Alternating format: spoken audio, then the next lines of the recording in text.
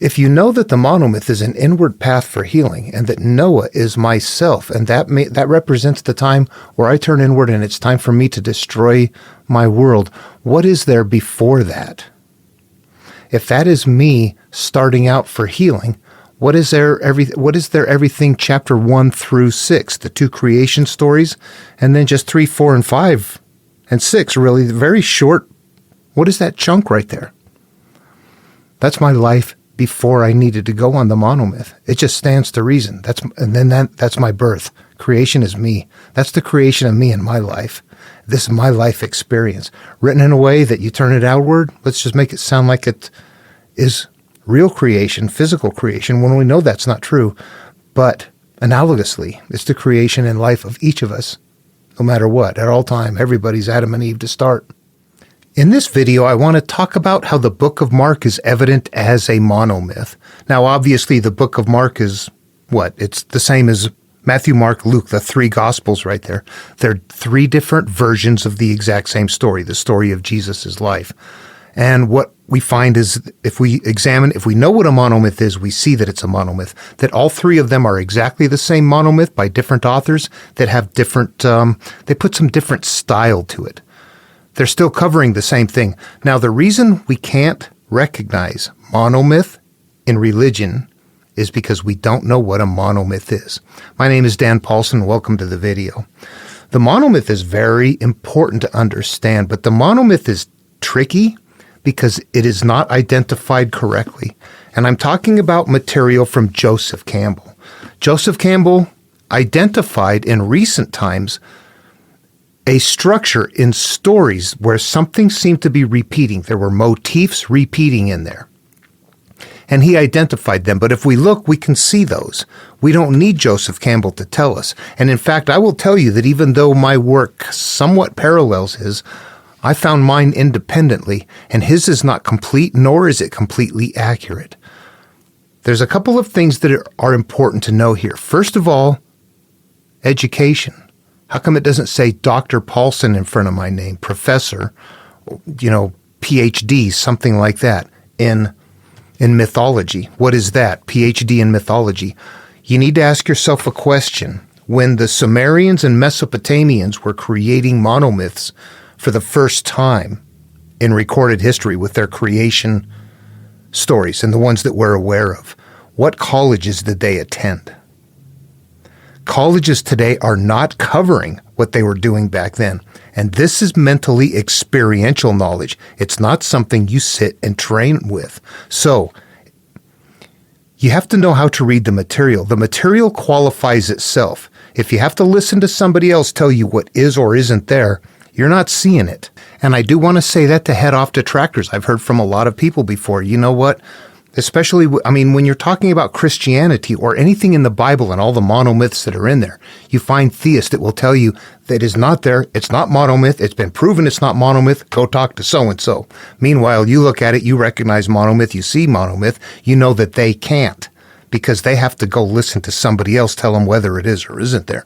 They're reading the story at face value when it's following a pattern structure, and they don't read them or know them as well as they think. If they did, they would see the patterns and the structures in there. Okay, for those who throw Dr. Richard Carrier at me, I've followed his work and I've tried to get his attention, but he's off in his own world someplace. He doesn't respond to anybody in anything in any way. So he understands that it's myth and he sees the comparisons, but he doesn't see the monomyth. He doesn't have the core teaching. Guess what? He's got a degree in mythology. Is he finding it? He's not. He's not getting to the very core, the very base core layer. And the reason is because you need to interact with it. If you don't interact with it, you don't find it. You have to be able to take this path. It is a mental step that you take, a series of steps that you take and understand. And if you don't take it, you don't understand that path. It's just that simple. You'd have to get into it to see it. And you have to be a called person ready to turn inward to resolve your life. That's what it's about. The structures are a little bit obscure. Let me throw up a couple of examples here that are not the easiest to understand. But let me talk about these. I've got up here, I put Jesus as a common monomyth hero that became a focus of what amounts to Christian idol worship. Just a few examples here. Watch for the conceptual patterns that are actually shared motifs. I want to clarify my term idol worship there. It's idol worship without an idol. We know what idol worship is. You're worshiping brass, clay, wood, something wrapped in something, somehow a false god. What do here is they get rid of the idol and say God exists so far away you can no longer see it. What are you doing? You're doing the exact same thing as idol worshiping, except this time you don't have an idol that's visible. You can examine that. You move God to where it can't be examined anymore. You're still doing the same thing. It's idol worship without the idol. Okay, what we're going to see here is that right off the bat, Jesus is called as the Son of God, has supernatural powers, travels with hand-picked disciples, and seeks the kingdom of heaven within. We know that. That's a general overall. That's a very, very general overview of what he's about. If we go to the Greek Argonautica, Jason is called as the rightful ruler, the voyage of the Argo. Jason is called as the rightful ruler, has Hera for supernatural powers, travels with the Argonauts, and seeks the golden fleece. King Arthur in more recent times from Welsh material, King Arthur is called as the only one who could extract Excalibur, has Merlin for supernatural powers, travels with hand-picked knights, and seeks the Holy Grail. Okay, so these are just three I've got in general overall. Each one of them is called. Jesus is called as the Son of God. Jason is called because he's the rightful ruler of the land. King Arthur is called. He's the only one that could extract Excalibur. Something isolates that person. They all require supernatural powers. Jesus comes bundled with it. Jason has it through Hera, Greek gods, and King Arthur has who? He's got Merlin the magician for supernatural powers. They all have disciples or Argonauts or knights. There's a group of people that go with them. And they're on a quest for something. They seek the kingdom of heaven within, seeks the golden fleece, seeks the Holy Grail. And within every group, notice that they all feature a doubter or a problem in their midst of travelers. Judas, Lancelot, for King Arthur, Acostus, son of Pelias, the spy. The Pelias is the one who had the land that Jason needed to get it back, and his son came along as a spy on the adventure to see what Jason was up to. So they've all got something quite going on. Judas, yeah, he's the one that turned against Jesus. So you see that there's something in common in all of these that you would look at and go, well, what is that? What is that? In the Jason and the King Arthur story, you wouldn't bat an eye about calling it a myth. But in the Christian or in the religious version or religious genre of how the template is being utilized, we tend to not put it in the same category when it actually is. There's one template that is in use, and that template is what we want to look at. These stories, let's just ignore the stories for now. What we need to know is what that template is, and that is something that is completely mental. It's psychological. The template is about the human life. All right, so let's get right into it. If you're familiar with the term monomyth, then that was what Joseph Campbell labeled it. It's like there's kind of like one sort of story that goes on. The hero with the 1,000 faces. Okay, when you finally translate, interpret, understand the verbiage and where it comes from and what it is, you understand that actually there is a template that is a human being born with certain qualities, going to live through cause and effect, starting out a life of bliss, then learning to judge life, becoming hurt by life, becoming divided, going down this confusing path of hurt, living our lives long term until the things are completely raucous and our lives need to be destroyed. We look inward. The rare person looks inward and says, my God, what have I become? What can I do to change myself? Right there is where the calling happens. He missed the entire templates. There's 2 templates that he missed that go all the way up to that. He's got the calling. It's time to turn inward. He doesn't have all of the parts that lead up to it. There's an entire reason why we need to go on the calling, which means what? When you pick up that story and you go on the adventure, you are that person. You are King Arthur. You are Jason. You are, this is why people don't like it. You're Jesus. You become the person that turns inward and goes on this adventure. You are the one that is called. You're the rare person. What we're going to do is take a look at a couple of other things that Joseph Campbell has going on. He left the verbiage nebulous. He did not make it completely mentally interactive. So it should be, instead of being called a monomyth, it should be called a monotemplate. There's not one myth. It looks like one.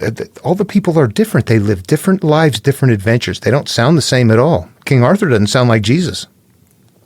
But if you know that they're called, that they both have supernatural powers somehow along, and that sort of thing, there's a destination. You begin to see a pattern of something different.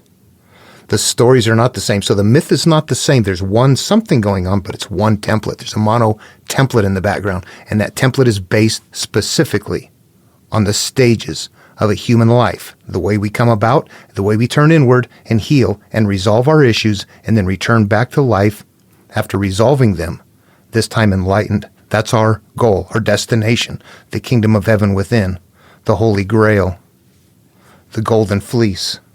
Now, very quickly, what I want to describe is the way that I've learned to do this is that you take the monomyth and that it's structured in a mental hierarchy. It's very complicated, but listen, I've had people tell me, God, dude, if you can't cover it in 10 minutes, you don't have it. You know what? Thousands of years ago, this is all they had. This is all they had. They lived through this. If you need 10 minutes now, you're never going to get it. You live in modernity and have such extreme modern biases that you're not going to get it. Okay, it's going to take time to get into this. You become who this person is. The male is your conscious mind. The female, the inner part that you must reattach with, is represented by your inner self. The things that you have to destroy along the way are represented by your memories. The things that hurt you, the things you judge. I got raped, I got molested, I hate this, I hate that. Those are the creatures that are within us. All of these elements in the story are analogous representations of something that exists inside the mind. This entire thing gets played out in the mind, and that's why it's hard to understand. If you can't do that, you don't get it. I am this person. God is my higher awareness, detached from my memories. I can live through my memories. I can address my memory location. I can do consciously. I can experience the memories. I can step up into the higher awareness to where I'm detached from them. I've got some ways to manipulate my thinking processes, and it's thinking processes that got me to where I am to begin with, except that they were just out of control. I did not knowing any different. We live life and judge life and come through our experiences. Now it's time to understand that our continued life experiences as a result of the manner of which this bundle of memories, and that we have to go in and begin changing the most critical of those that are derogatory by resolving them. You don't forgive the other person. You look in your mind and understand how you feel about it, because that is what you're acting through. If you bring up a memory and go, God, I hate that, that's a part of you. You're going to keep experiencing that whether you like it or not. It doesn't matter if you were the perpetrator or a victim. It's the way you're carrying it, that perception, that gives it its energy, that causes it to continue to act out that way. So you have to change that perception and somehow become separated from it and go, you know what, I'm just coming through life. Somehow separate from it. Healing is a different process further on. But that's ultimately what we're looking at accomplishing here. And that's going to be an incredibly rare person that does that. But all of that is in the material. It's psychological. We are having psychological and emotional life experiences, the emotion of which is based in the nature of the perception of our memories. And that is the mote in the eye. That's the third eye. That's what we have to open and clear, is that bundle of crap, our judgments. All right, the first thing I want to do is just take what Joseph Campbell put in his book. He's got something called the departure. This is where the story begins.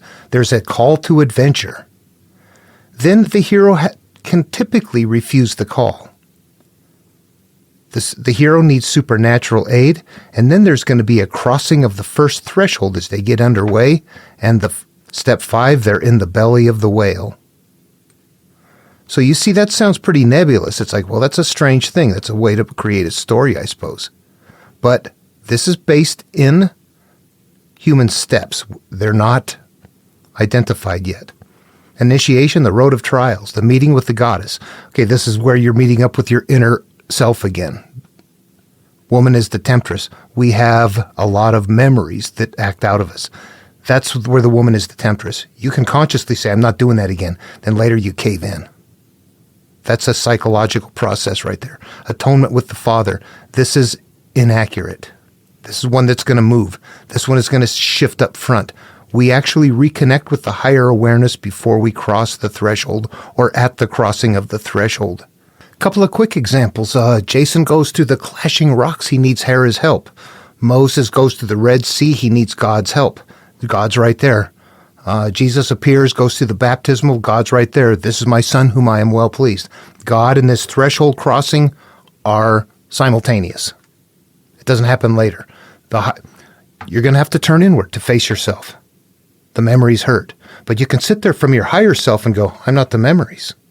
You have to do that and then turn inward. That's the reconnecting with the higher self or reconnecting with God or God appearing at the time it's time to cross the threshold. You're going to have to go face your memories, and you can't do it without doing that. You're just going to go in and go, God, I hate these things, and leave them again.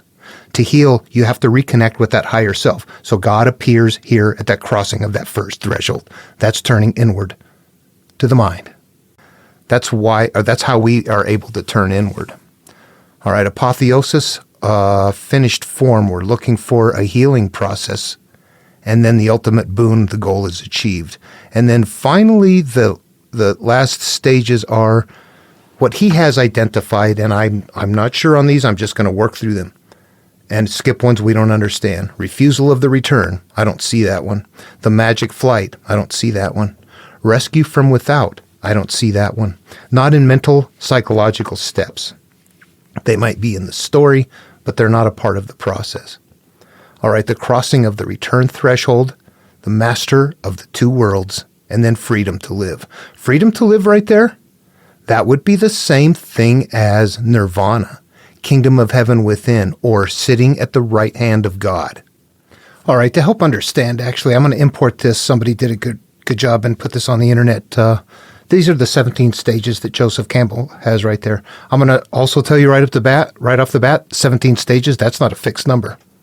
That's how many he identified as basic ones. But, if you get into a big story, like in the Bible, in the book of Joshua, for example. All right, Joshua, King James Version. If we get down here, I'll go down to the end here just to take a look. And what we have is 24 chapters. The book of Joshua is a monomyth. 24, yeah, that's it. So, and each chapter is going to be a different stage. We're going to look up here and see some things right up the bat, like pass over this Jordan. There's our river crossing. We're going to have a threshold to cross right there. I'm not going to go on with this one, but this is, you can see, I'm just showing you right there, there's 24 stages. It's not 17. You can make them longer. You can have more steps along the way. You've got to do the minimum amount for healing, but you can keep putting in and make them bigger and bigger adventures. Remember, it's a long time ago, and this is what you have. This is your World Wide Web, or what passes for it back then. All right, so if you're looking at this, let's just take a look at how it works. This is me. This is you. This is whoever is at a point in life where you say, I'm done. I need to resolve my past. That's the call to adventure right there. Then there's a refusal of the call. That doesn't always happen in this story. We're going to see it with Moses on Mount Horeb. That's where the calling happens. God says, remove your sandals and you're on holy ground. So here he is connecting with higher awareness, and God tells him he's got to go, but he says, no, I don't speak right. There's actually 3 different times where Moses denies the call, honestly. Does that sound familiar? All right. So Moses denies the call 3 times and says he's not the one, send somebody else, I don't even speak right. And he gets a supernatural aid there too as his staff. But we see a call to adventure and a refusal of the call. We go to Jesus, you don't see a refusal of the call at all. It just goes and it's time to go. He doesn't sit and say, no, I'm not worthy, no, send somebody else or anything like that. So that refusal of the call may or may not be a part of it. What it really represents is you, the call to adventure. It's time to turn inward. Is it going to be a hard time? Yeah. Are you going to want to do it? Maybe not. I've got to deal with this. I've got to deal with that. All right. So the supernatural aid, there is nothing supernatural. What this is we need to change the frequency of our memories.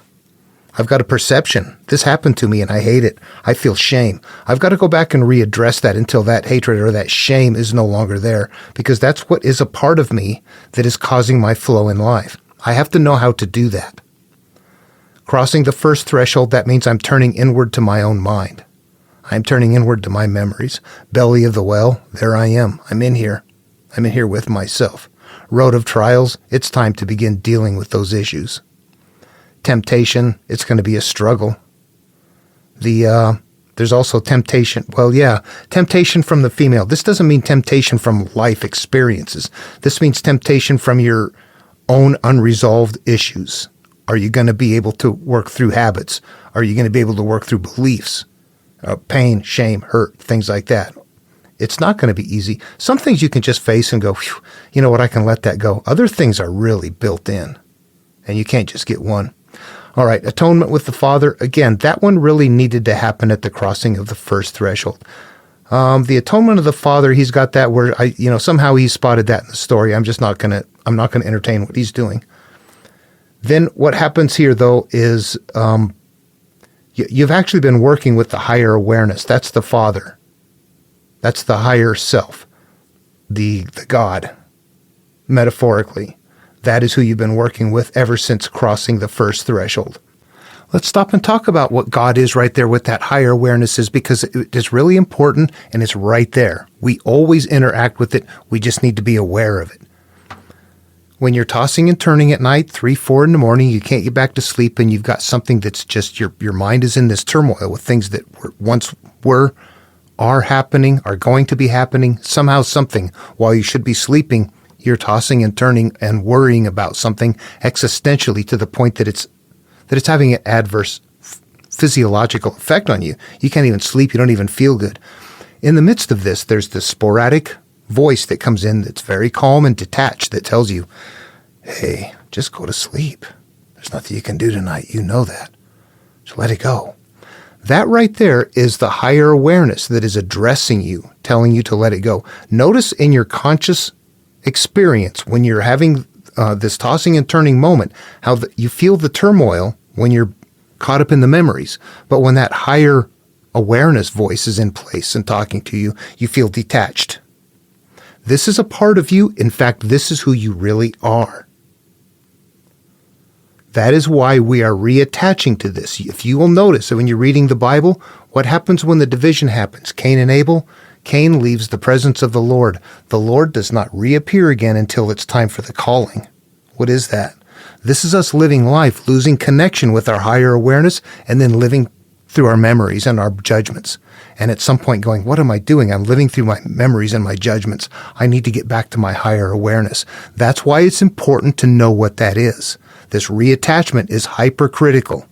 This is how we live. We live from that higher awareness by getting rid of all the memories, the things that we're attached to. We resolve them so we cease to live through them, and we return to living through that higher awareness, this time instead of as children where we were not aware of it, but as adults where we are fully cognizant of it.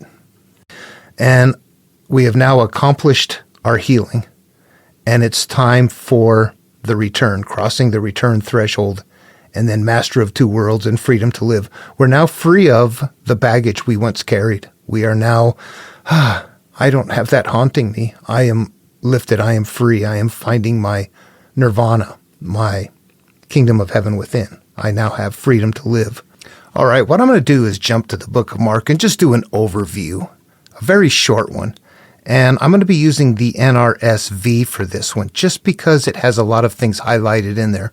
I'm not going to be doing a deep interpretation or a number count. For people that know my work, you know what I'm talking about.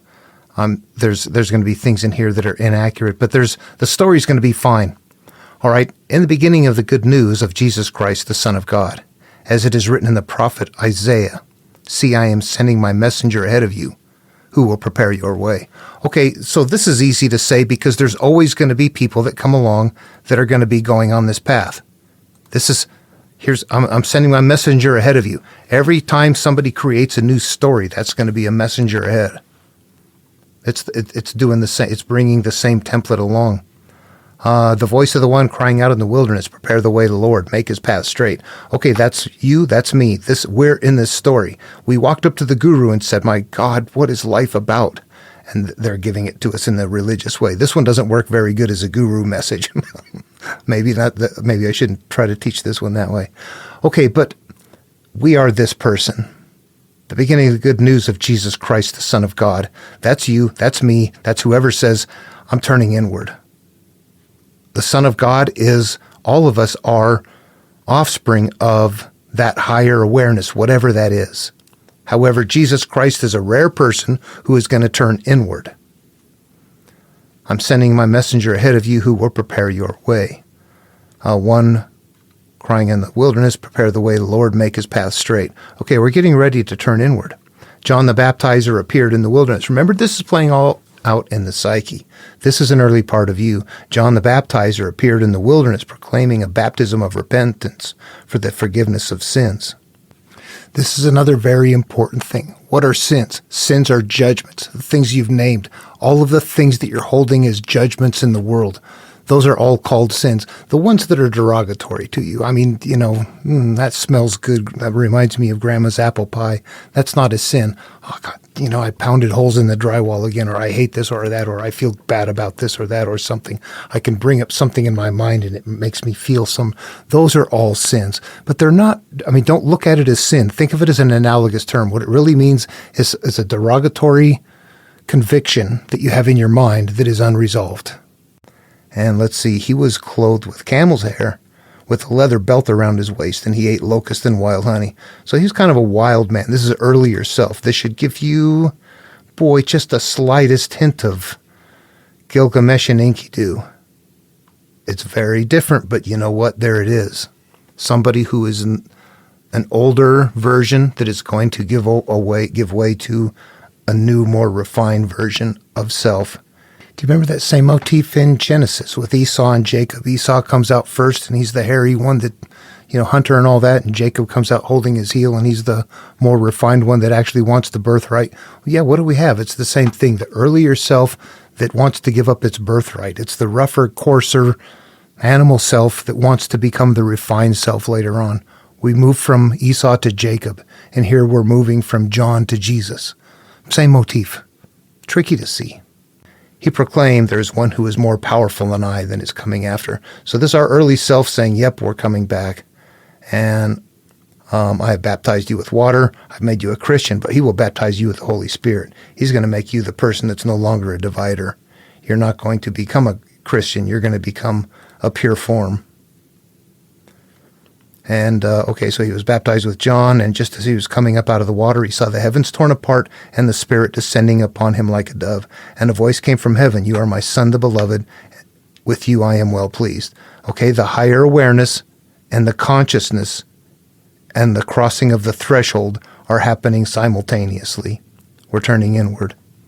And the Spirit immediately drove him out into the wilderness. That's what he called belly of the whale. But what is that? The wilderness, a place that's devoid in the mind. We're looking for inner peace. It's time to meditate. It's time to shut it down. It's time to let it go. For 40 days, and was tempted by Satan, and he was with the wild beasts, and the angels waited on him. The story of Buddha under the Bodhi tree became enlightened, and right after he went off to begin teaching, and he was tempted by Mara. The same motif is happening here. That was about 500 years earlier. Buddha tells you to seek emptiness. Jesus tells you to become poor in spirit. Buddha tells you karma. Jesus says the measure you mete unto others will be likewise meted unto you. These are the same master teaching, the same master class.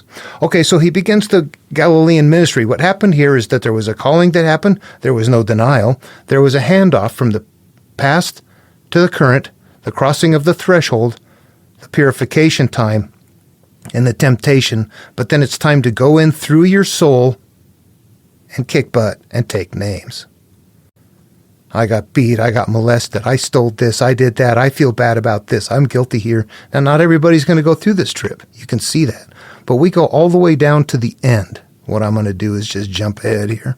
What they've got, and they've identified here, is because there's been additions to it, that there was a shorter ending of Mark where it did end right here. And all that had been commanded unto them, they told briefly to those around Peter, and afterwards Jesus himself sent out through them from east to west the sacred and imperishable proclamation of eternal salvation. Okay, it can't end there. That doesn't finish up the myth. This was made sure to put in here. What I'm going to do is jump to the end right down here where it says the ascension of Jesus. So the Lord Jesus, after he had spoken to them, was taken up into heaven and sat down at the right hand of God. So this is where the death, the 3 days in the tomb, and the resurrection represent the exiting of the return threshold. And then sitting in the right hand of God means sitting with your higher awareness. You're no longer dealing with all of those memories. You've resolved that entire thing that's called Jesus' ministry, but that's your life. That was your world that needed to be flooded out in Noah's time in Genesis. Now becomes a ministry in this way, where you must go from place to place and heal all of these things. All right, there's more to it. I mean, there's a lot of detail into it. I don't want to get into all the things, but you can see in the big pieces there's the crossing of the inner threshold, the crossing of the exiting threshold, the sitting at the right hand of God. Now I am, in heaven, elevated place, and nirvana, same thing. And I am sitting at the right hand of God. I am now sitting with that higher awareness, which is the right hand of God, not through my memories. God, I hate this, and now I'm worried about this and that, and God, I just can't let this go. We've gotten through all of those things. All right, what I want to do is I'm going to read through what I've got. This is what I find here. This is my version of what I see as the monomyth. It goes on for a number of stages. I've got 25 in here. Let's see what we've got here. It's been a while since I've done this, so all right, we are born and emerge from and in a higher energy source. Okay, we're born into this cosmos. We're always from it in some way. I mean, we're from our parents, sure, but all of us emerge from a greater background. We live through cause and effect. That's true. When we make judgments, those are going to become parts of our continual experience. Everything in life will continue to cycle continually. All energy moves in waves, which is cycles plus time. Cycles in time, everything, so things just happen over and over again. We'll just look at your life, actually. What we're looking at is that because of something that I hung on to, because of a judgment I made, it continually repeats through cause and effect, and it does it over and over again. Okay, that's what it's teaching us there. That's the mental instruction. Here's how your life is going to work. Know this. We will exist in a 5-part process, and this becomes a mental story hierarchy. In the Jewish Abrahamic version, our higher awareness is what God is. The consciousness is whoever the called hero is. The subconscious is the wife, or the goddess in Greek myth. Then we have the quality of emotional state of the memories. Those are going to be analogously held with offspring and animals. Good offspring or bad offspring. Those are further iterations of us. When we go from Adam and Eve to Cain and Abel, we become those. And then we kill off our Abel is killed off by Cain. That represents our divisions. And then we leave the presence of the Lord. We leave the higher awareness and go off and live life. That's how those are held. So the offspring are parts of us. Resultant flow of life is the final thing, is the result of the alignment of the first four, the general quality and ease or difficulty of life as it flows naturally for you. And that's going to be constantly through this cause and effect. What we've judged and cyclically happening over and over again. All right, that's how this is setting up how it's going to work. We're not there yet. This is just setting up how it's going to. We come with certain fixed qualities. Yeah, we got certain DNAs in there, certain brain types, certain personalities, certain things that we like and don't like, introverted, extroverted, and a variety of other things, engineers or adventurers and whatnot. We start to become self-aware within a few years. Okay, so we're children. And then at stage 7 here, I said we start life blissfully in ignorance. This is when we're little kids, self-aware. This is actually 7 days in Jewish material in Genesis. This is day 7. Naked, unashamed in the Garden of Eden. That's Adam and Eve. That's us, each of us. Naked, unashamed. We start life blissfully in ignorance. And then we begin to judge life. We fall off that happiness. We lose our childhood bliss. Cyclical pain begins as a result. That's held by pain in childbirth. When Eve is told you're going to have continual pain in childbirth. Yeah, that means every time something emerges from us, we're going to suffer for it again and again, every damn time. We might feel big when it's acting out, but later I don't know why I did that again. Shit, I don't know what the hell happens. All right, inner self is a product of conscious judgment. The wife is subservient. That means the inner self is a product of our judgments. We live our first life unaware that we are emotionally judging experience and becoming an energy bundle of the quality of those judgments. That's where Adam is destined to work the land and suffer. That's our consciousness means we're going to go off and live the life and just not have our best experience. We live our first life unaware that we're emotionally judging the experience as becoming the quality of those judgments. So we're living life glomming onto things and becoming bad products. We divide and become our first self, our memory self. That's where Cain killed Abel. We lose connection with our detached higher awareness. That's where God leaves the story here. This shows us God is the higher awareness, as that is what is happening. We're no longer living through the higher awareness. We were not aware of that anyway. We just were because we didn't have memories. The memories begin to take place of our conscious drive as we leave our connection with the higher awareness and begin living through the memories until we live enough to get back and try to come through it. Time goes by in life for many years and things get worse. This is where the lineage and the tent making, brass otter fists, all that kind of chapter 6 in Genesis. The world is corrupt. It's my world experience that is corrupt. Most people remain there in life, right there. At long last, we're ready to face ourselves. The calling ensues. This is where God comes back and calls Noah, and we become Noah, and it's time to drown out our past. It's a very early version. It's important to understand the way the story works, too. The only way I could figure this out is all of those people that are moving sequentially along are iterations of me. When Abram starts out in life in Genesis, that's me, Abram and Sarai. Then we go have life experiences. When it's time for the calling, we change from Abram and Sarai to Abraham and Sarah. That represents a different iteration of the same person. It's still us moving along. And we see it in this case, it's a name change. What we don't know is we continue along that is Abraham, Isaac, Jacob. As that continues, those are also iterations of us. They continually just cycle along as iterations of us. You have to play them out that way. That's the way they work. You become, the next in line just becomes your next self. And think about it. Think of the things that you've thought of in life. I used to believe this. Well, I'm not that person anymore. I was this person at that time. Not just I was Danny when I was a kid, and then Dan when I was older, and then Daniel when I'm in a scholarly setting or something like that.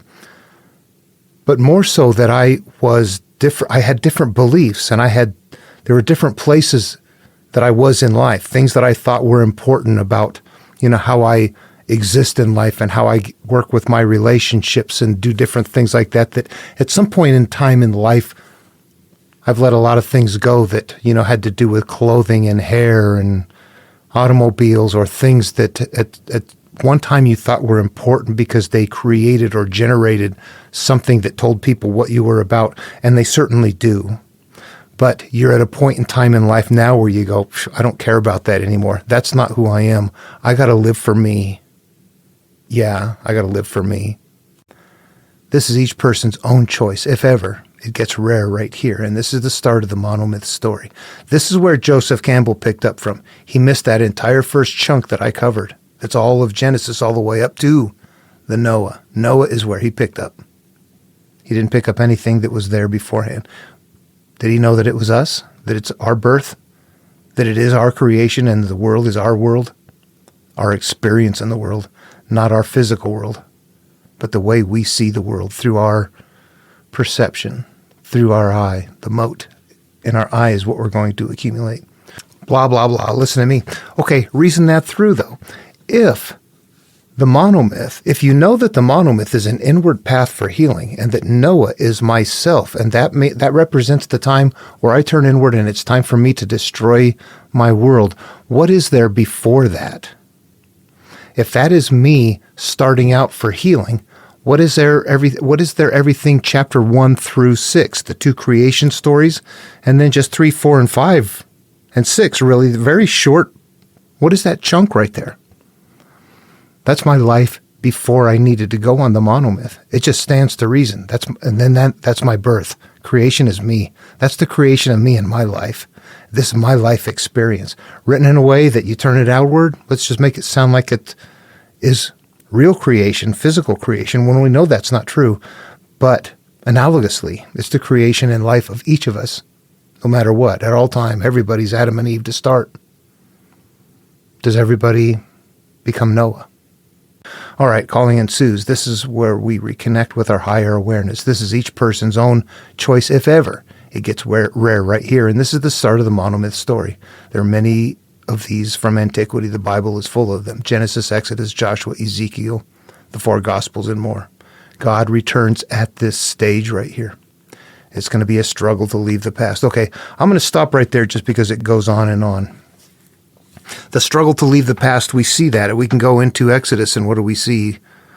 This represents us. You become Moses. The Israelites become your inner qualities. Pharaoh is your earlier self. Instead of it being John baptizing in water, it's Pharaoh who wants you to build things, and then he wants you to build things without the straw. This represents building our early self in weak ways. We're doing a bad thing, living life early, not paying attention. Then the struggle to leave the past. Pharaoh says, what happens? God is going back and forth here, isn't it? God says, I'm going to send plagues to help you. So there's the cyclical pain. The cyclical pain is helping you. So the past says, I got to get out of here. I got to leave this behind. God says, I will send plagues so that Pharaoh lets you go. You can get out of here. Go ahead and go. But then later, God hardens his heart. And what happens? Pharaoh says, no, you can't go. Come back. So we've got the struggle to leave the past element plus the cyclical pain, all from the higher awareness. It's like this, what's going on here? It's a weird thing. All of it plays out in us, though. And then when we finally cross the threshold, the Red Sea, with God's help, and go into the desert for 40 years, Jesus' wilderness for 40 days, see the commonality there? Baptism, 40 in the desert, Red Sea crossing, 40 years in the desert. Jesus, 40 days in the wilderness. All right, so those are the things that we can look at it. But you have to understand really what that template is. The template is what shows you how the rest of the story is made. When Zeus creates humanity, that's the same thing as God creating Adam and Eve. Zeus created humanity, and humanity was primitive, and he wanted them to stay primitive. That's the same thing as God creating Adam and Eve, and he puts them in the garden and says, you can eat of all the things here in the garden, but not of the tree of the knowledge of good and evil. You cannot eat of that tree. He wanted them the knowledge of good and evil. He wanted them to stay ignorant. The knowledge of good and evil means you're not ignorant anymore. I know better. I now don't like you. I have judged things. All of that happens. So these are important parts there. So what happens? Prometheus comes along and gives them fire so they can advance. That's the same thing as the serpent coming along and tempting Eve so that she consumes and learns. You begin to see that these are the same thing.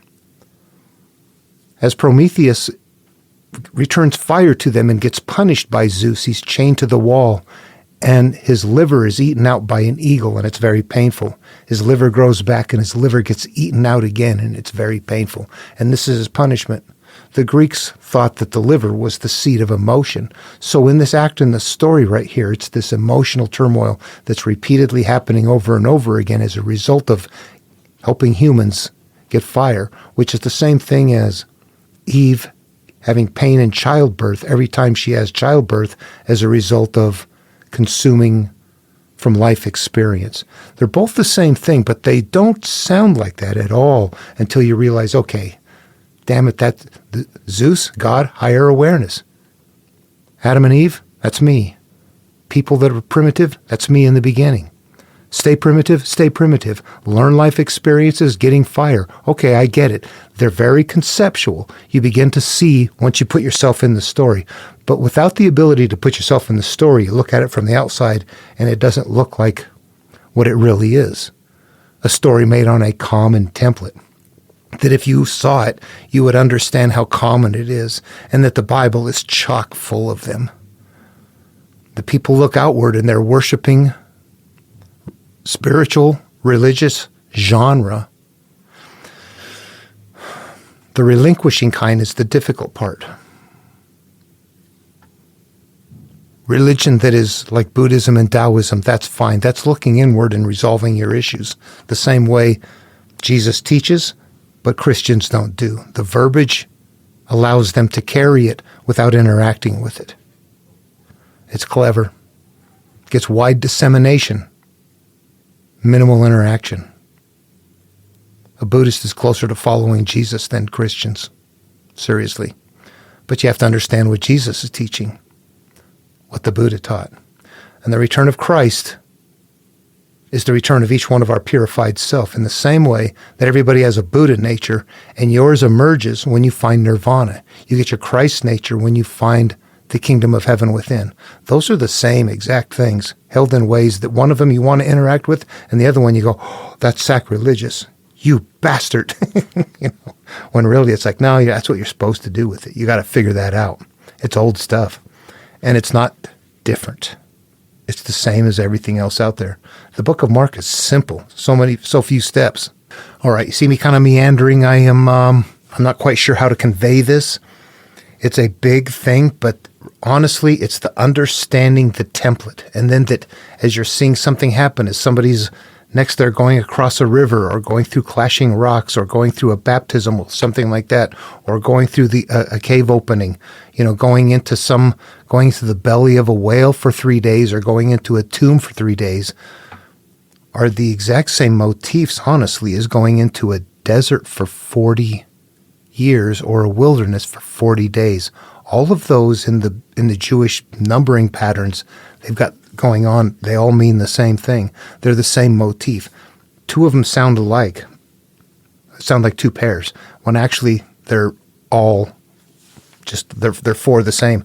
But they've got it blended up in a way in numbering that makes it tricky to see. But in Mark right there, you could see that there's a few steps.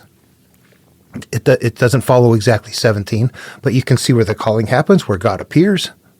The peace happens, the gathering of your resources. All of a sudden, he's got to get his disciples and then start off on his ministry. He's got supernatural aid. He's resolving all the things along the way. And then in the end, you've got to cross the return threshold. So what happens? He goes in through the crucifixion and the 3 days in the tomb. And then the resurrection afterwards, emerging, symbolic of re-emerging from your earlier self. This is all an inner path. If you follow it properly. I have now put to rest my early self that was wrong in those areas, and I've freed myself of it. And now I'm living with my higher awareness at the right hand of God. Anyway, tricky stuff. And people, I think, don't like that they come down so starkly psychological.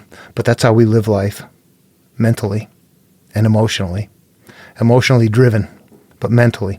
All right. Questions, comments? Hope it was fun. Hope it was interesting. See you in the next video.